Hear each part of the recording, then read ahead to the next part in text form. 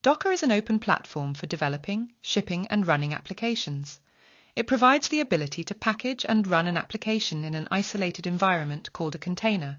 Users can run many containers simultaneously on a given host. Docker uses a client-server architecture that consists of several components working together to manage containers.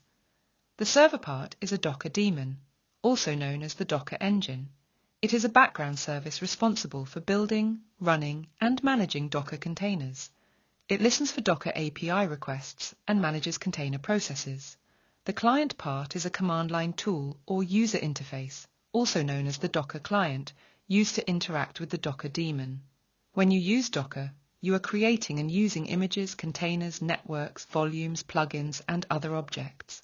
Docker images serve as the template for creating Docker containers, which are running processes of these images. A Docker registry is a cloud-based registry service where developers can store, share, and discover Docker images. For example, when we use Docker pull command, Docker pulls the required image to local system from the configured Docker registry.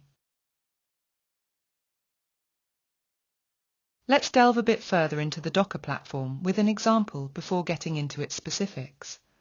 The Docker run command demonstrated here is utilized to instantiate an Ubuntu container, offering an interactive terminal session for users to execute commands within the newly created container application.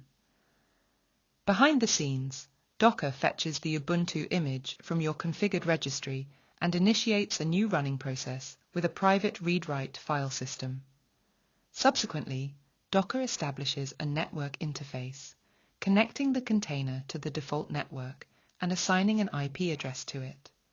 This allows the container application to connect to external networks using the host machine's network connection. Once the container starts and the bash shell is running, users can execute any desired command within the newly created container. Upon using the exit command to conclude the bash shell session, the container stops but remains preserved. You can restart or remove it later as needed.